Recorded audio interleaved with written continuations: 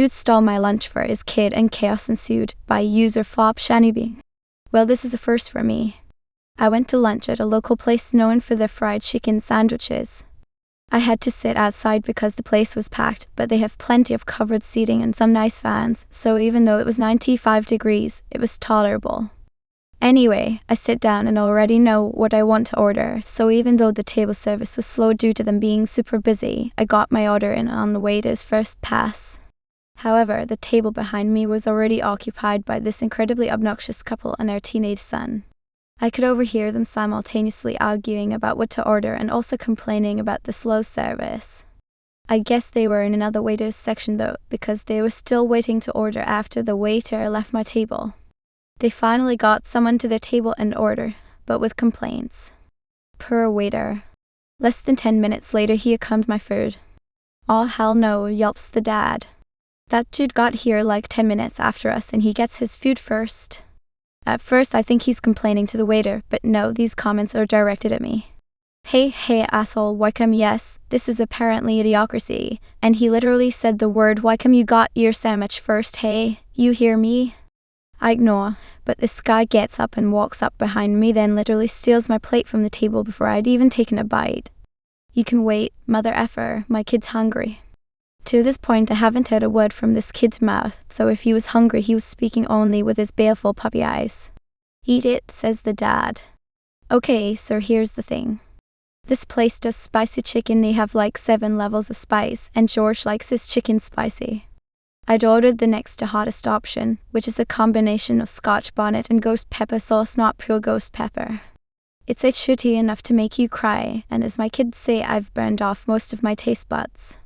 And this kid, at his whole dad's urging, chows down before I can even stand up and protest. Like before I can even stand up and say what the actual fudge, dickweed, this kid has taken a Cookie A Monster bite out of a sandwich that is slathered in a ~1,000,000 Scoville sauce. And the gagging is immediate. You know that frat party you went to your sophomore year where they were chugging jungle juice and the sand formed the backyard 30 minutes in? Yeah. That. He's gagging, choking, then vomiting all over his dad. His mom is screaming. The people at the next table are jumping up. Plates are falling. A whole dad is screaming at me, "What did you do to my son?" And I just start laughing. I'm standing there at my picnic table while the circus erupts around me. 2 waiters come running over. Dad is screaming. Kid is still wheezing and choking. Mom is crying. One person at the next table over is literally crying with laughter, and another limps like she's about to vomit. Laughing guy speaks up and steps between the dad and me, who looks like a real-life human anger from inside out. We explain what happened to the manager, who's since showed up, as evidenced by the fact their order is just showing up. Anyway, they pack up their meals to go tell them they are not welcome back at this establishment, start cleaning up. And the manager takes me inside, gives me a replacement meal, a $50 gift card, and asks me to please not write a negative review or press charges. So that happened. 2025, y'all. It's wild here. Entitled Mom Wants to Eat Our Wedding Cake Top by user Luxuriant Squid. We're coming up on our M28F28 first wedding anniversary. It falls on a Monday this year. My mom approached me recently and told me that we could cut into our wedding cake top with the whole family the day before our anniversary because she wants to be a part of our anniversary celebration and the weekend is more convenient for everyone. I was planning to cut the cake with my wife only on our actual anniversary. The cake top is in my mom's freezer. She has a full-size freezer in her garage and we only have a small apartment-sized half freezer. Of course, I doubt the cake will be as good as the day we had it, but it's more so for the symbolism of our anniversary. For my parents' anniversaries, we've never been a part of it. They go on trips without us and have never asked us to join them, so I am a bit frustrated at this double standard. My wife and I would not mind sharing the cake with them after our anniversary, but from talking with my mom it sounds like she wants us to make it into a family thing.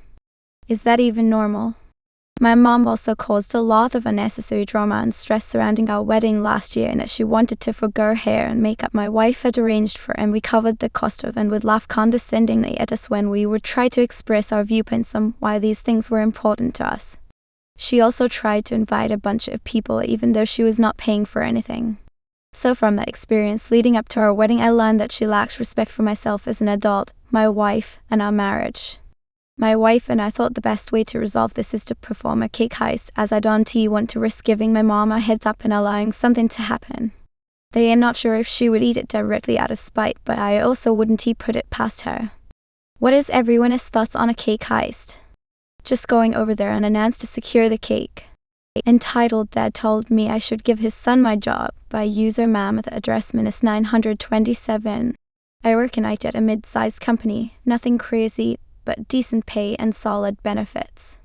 The other day, this guy I barely know, a friend of my dad's, comes up to me at a family BBQ and starts going on about how his son just finished some online tech course and is super passionate about computers. I nod, trying to be polite. Then he drops, "You should give him your job, you've been there long enough." I laugh thinking he is joking, but nope. Dead serious. Starts saying it would mean a lot to the family and how it is time for the younger generation to step in. Like, dude, this is my job.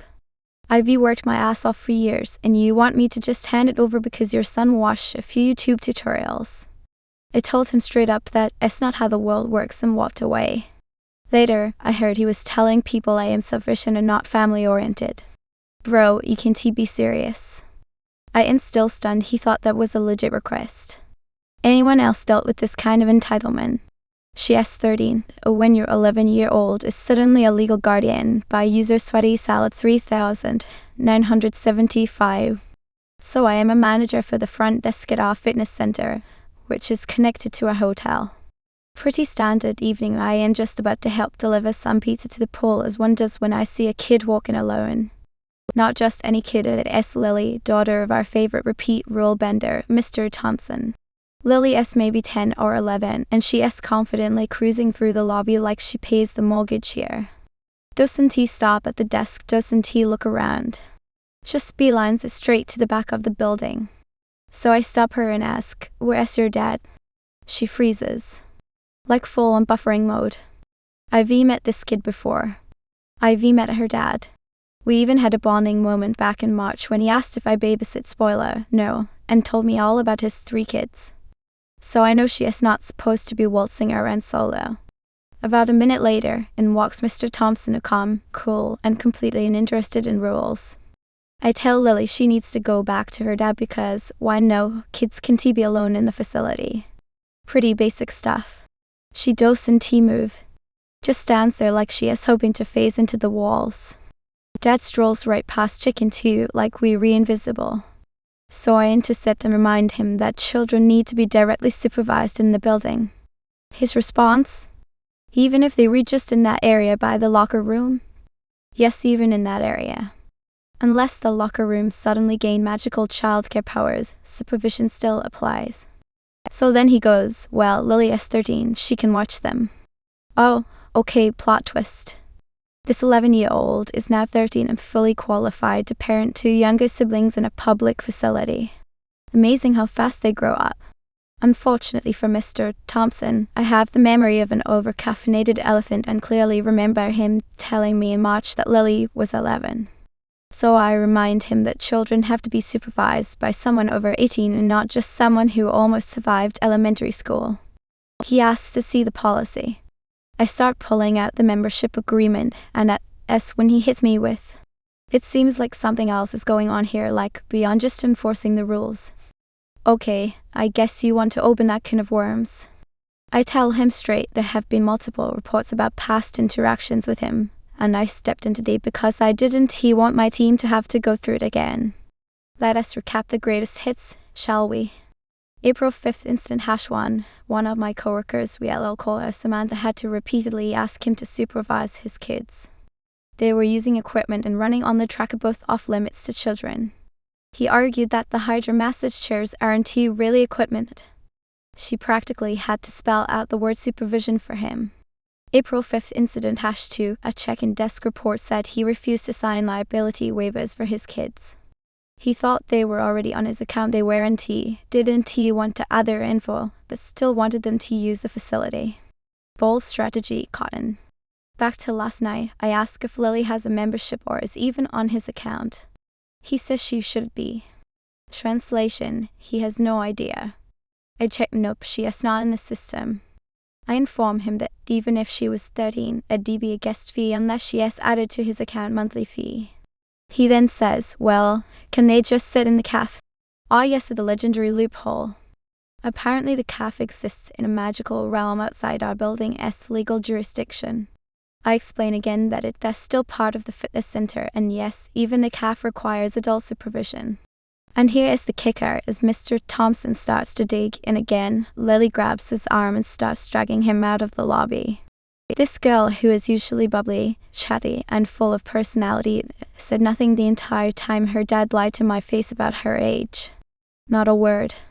She just stared at the floor like she couldn't wait to disappear. You could practically see her soul trying to escape her body. Seal, yeah. Dad insists his 11-year-old daughter is 13 so she can supervise her siblings in a public facility. Is shocked when staff remembers past incidents and enforces policies. His daughter, who definitely knows better, physically removes him from the scene without saying a word. Entitled Mom tells me to quit my job so I can babysit for free by user device Medical 6404.